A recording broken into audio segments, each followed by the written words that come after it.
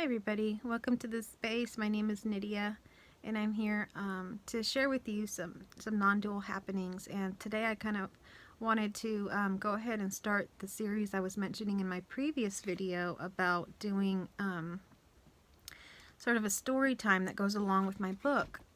So my book is titled Love, Death, Nothing, and it's the love story that never really was by Nydia Ileana, which is me. And this is a story about how I ended up at, non-duality, at not having a self. So, my journey follows the twin flame journey, which I had no idea was even a thing till a while after this all happened to me. Trying to make sense of things. I was looking at things, certain keywords and things like that, and what came across was the twin flame journey. And when I read the stages and what it is, it was, just perfectly in line with what happened in my situation. The details of the stories are, I'm sure, different in the different twin flames journeys, but the concept of it and the outline of it fit perfectly with what was going on with me. And I want you to remember that the twin flame journey or anything like that, or meditation or certain steps to get to what they call enlightenment or awakening, are all just part of the story here, where there is actually no one doing this. So it's not like I can give you this information and you can use this in your relationship or whatnot. This is just something that happens here in the story. It has no significance. Once you realize what's happening, you realize that there is no you. So there's no them, there's no one. So none of this really happened. All there is God. Okay, so none of this really happened. And in the bigger scope of things, if you were to come out and really be able to look at everything, you would see that it's really just all like imagination. It's not really happening. It has no weight or value, or me going through this journey or having any realization doesn't really matter. It didn't happen to anybody. I know if you haven't been through that can be very confusing to understand, and language can be kind of hard. So so that's why I want to go through this story of my journey and share with you the details of real life stuff that happened, so that if you are on the twin flame journey, you can you may be able to get some insight as to what's happening. So in chapter 1, the chapter 1 is titled The Meeting. So in chapter 1 is where I actually met my twin flame for the first time. So when I met my twin flame, I was really, really thirsty. This morning was unusual because I never go to Starbucks. I don't hardly buy drinks or anything like that. I make coffee at home or take a bottled water or wait till I get to work to have whatever it is that I want. But this particular morning, I was so thirsty. And when I say thirsty, it was like I couldn't control it. I had to pull over and get something. So I pulled over. There was a Starbucks there, and I thought, okay, they have, I didn't want coffee because my throat was just so dry, but I wanted something. So I thought they have these refreshers, which are just like some water kind of infused with different things. So I like a hibiscus one there, and so I pulled over and I got out. The line was very long for the drive-through, so I was like, I can't wait in there. That's gonna take me forever. So I went ahead and parked, and I got out, and I was in line, and the line was actually fairly long as well, but I moved up quickly, and I finally got to the front. And when I was up at the front, I started to order my order. And so I started, I want, this size refresher. All of a sudden I hear someone from the back, a man just steps out of the line, and he moves forward and he says, "Give her the biggest refresher that you have." And I'm just looking at him like, who is this person? Why is he getting involved in my order? Well, he stepped up and he said that I deserved the biggest drink that they had. And he went ahead and paid for it, which he didn't give me much chance to talk to him, but it was all so fast. So he paid for it. And then he actually didn't get his drink. He stepped out of line and we talked for a minute. And I thanked him, and when we looked at each other's eyes, I don't think we had said very much at that point other than me thanking him and explaining to him that I was on my way to work. Well, when we looked at each other's eyes, we just, like, the world kind of stood still. And I'm not really sure how much time passed or how long we looked at each other's eyes, but I know some time passed. And I wanted to mention that one of the reasons that I'm bringing up the twin flame thing with the non-duality is because it mirrors non-duality so much, and I like to think of it as a blueprint.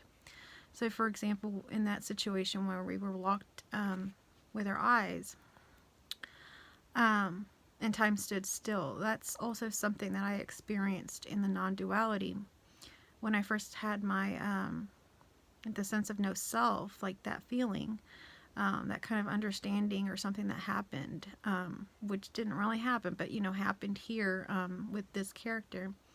So when that happened, time stood still for me, very much similar to how the time would go with my twin flame.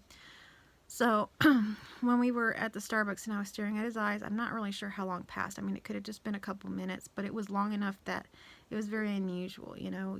That's not something that you do, is lock eyes with somebody and just silently gaze at each other for any amount of time, really.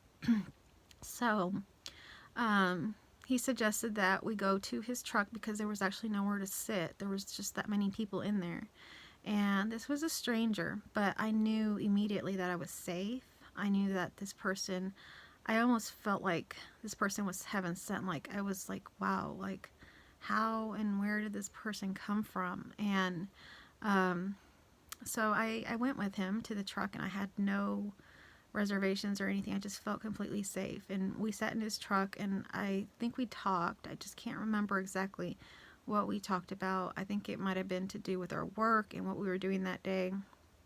And not very long after having that kind of little exchange, he gazed into my eyes again, and the same sort of thing happened. This time, he said he felt very lucky to be with me, and that he felt like very grateful that I was there sitting with him, and he expressed that he felt I was very beautiful, and he wanted to spend more time with me. And I had explained to him that I was actually late for work, and he said he was supposed to be working, but somehow we came to the agreement that we would just take the day and spend together. And this was, I would never do something like that. I would definitely never go with a stranger. And also my work was very important to me, so me already being late and having to stop for that drink was already like such an issue for me. I was really worried about being late, but I knew I was so thirsty. Now, for him to suggest that we should just spend the day together and just throw out all those responsibilities out the window,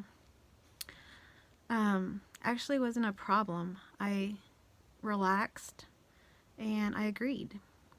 And so that too is kind of a mirror to what happened with the non-dual experience.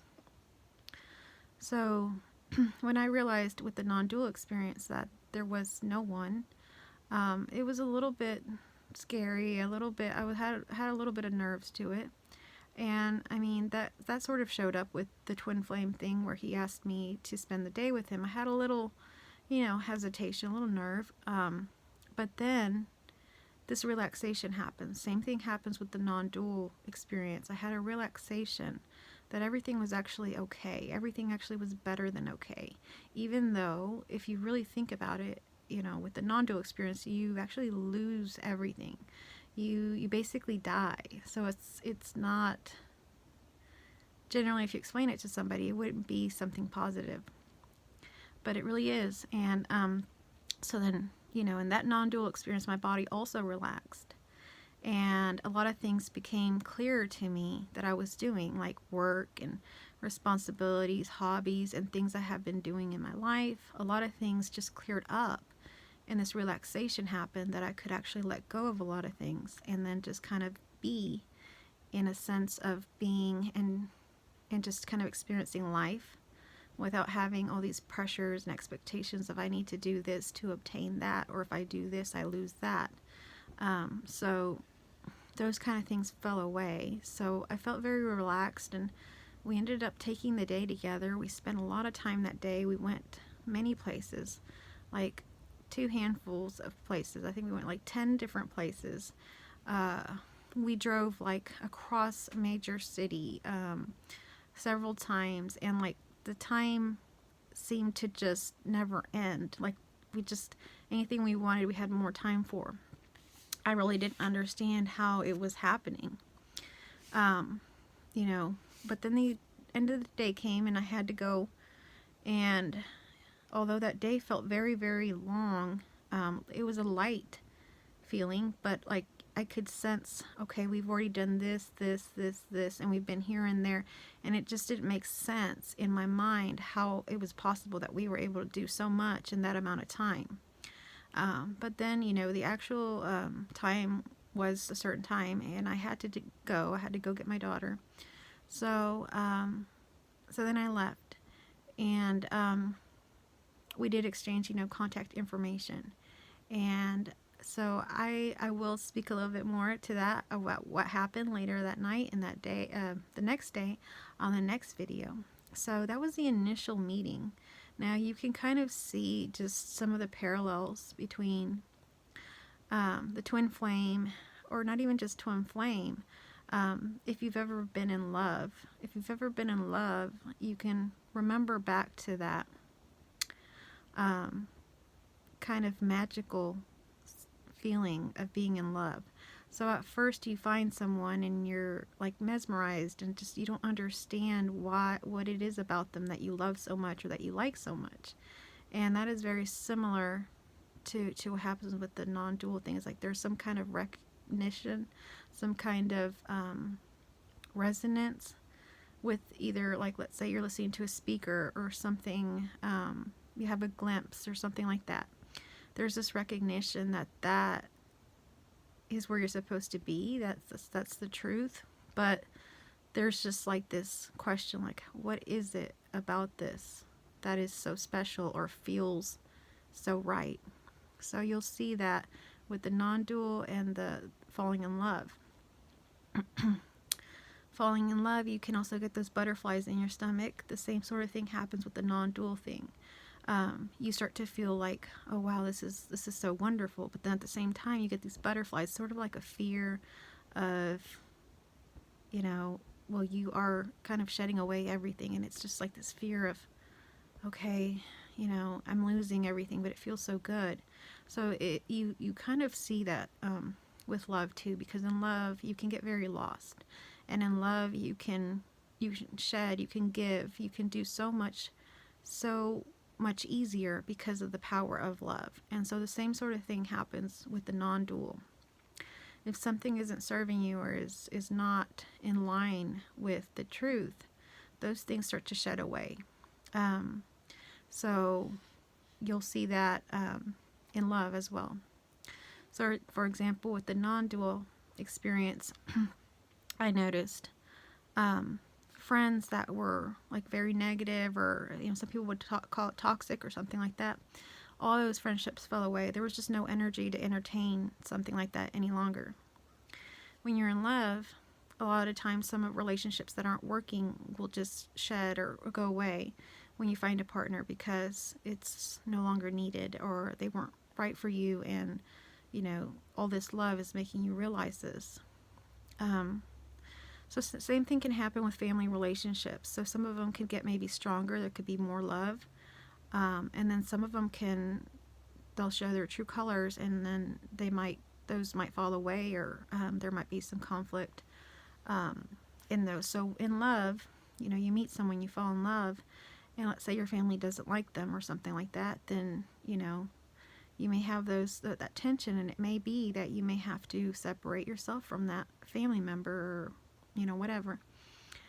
Same thing can happen with the non-dual thing. It's such a radical thing. Like, I don't talk to my family about this, but what's in this book and some of the things that I've come to realize in the story, apparent story that we're in, it doesn't fit with the values that maybe my family has, or not values, but more their beliefs. And like, all my beliefs fell away. This is what happens with non-dual, and then just the truth of what you know to be true stays, which is there is one God, and that is it. There is no one else. So, and for me to even make the step of saying that this energy that's speaking right now is God, would, in Christianity, would be called blasphemy. So my family would probably disown me for something like that. So you have these struggles in love and in non-duality with the energy that appears, this love.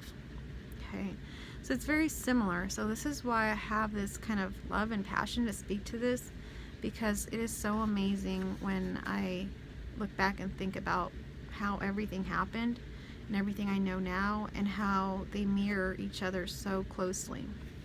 So the other thing in the story at the beginning, as I was telling you, that I was so thirsty. Now that was just something that like the universe was creating to happen, apparently, in this twin flame journey. So you can see the, being at the right place at the right time. And sometimes with the non-duality thing, same things happens. You start to realize, oh wow, this happened like at this apparent time for this reason. Everybody's story is different. I've heard some people are very in a deep depression. Some people were just walking along, maybe having a contemplative thought, and then the self dropped, or and it's not something that like literally happens. It's very hard to explain. It's just something that clears up for you, and then you realize there's no you. So that's the real kicker. So anyhow, with all of that, also in the beginning, I kind of lost my train of thought there with that point. But when he had said that he wanted me to have the biggest refresher, the largest size, that is another thing. Is God, there is only God, and then there's these apparent beings that are us humans having this experience, thinking that we are someone. And God is all good. God is love. And God wants us to have everything that we want. Even though we are not separate than Him, we are literally Him. This is just His design. Okay, so He's wanting to experience these experiences that are occurring here. And from love, from what I've experienced, when you come to non-duality, you realize that everything is good. There is no good and bad. And this whole life that apparently we're having and experiencing here and thinking that we have some sort of ownership for is actually just meant as like a playground. It's just meant for fun, for lightness, to explore, to have these experiences without so much heaviness. So if you want to drink the biggest one you want. If you want to play, go all out, So it's that sort of thing. And this is a lot of what I felt from my twin flame, the energy that he conveyed to me, which later I felt from the non-dual experience. Now, I still think there is some sort of self that goes in and out with me. I have lost, I don't really get many thoughts of any kind of at all about myself, but I observe, and I try to get an understanding for things. This is where there's still like a self trying to understand. Of course, it all ends up with that there's nothing to understand, nothing to get, and there's no one anyway. But it's like a silly game that happens, okay? And that too can be fun and light if you let it be. Of course, no one is doing that, but it's what's appearing. And you know, I think that a lot of people are coming to this message more now and understanding or having a resonance and then having this experience. So it's kind of like these videos and things is not something that I'm making. This is something God's making. These are God's monologues, and this is, you know, part of whatever, you know, pre-made destiny or plan He's created for us, apparent beings. Because the majority of people do believe that they are someone and they are physically here and they were born and this and that. So, you know, God is in all of that, kind of playing in that, because there is only Him. So how, you know, for Him to have these experiences of infinity, of every single experience, there has to be some sort of design. And it seems to me that it's like hidden in plain sight, you know. But God just hides Himself in plain sight, but He's hiding from Himself to have these experiences, which is really mind-boggling and hard to wrap around. But when you have this experience, you do realize that.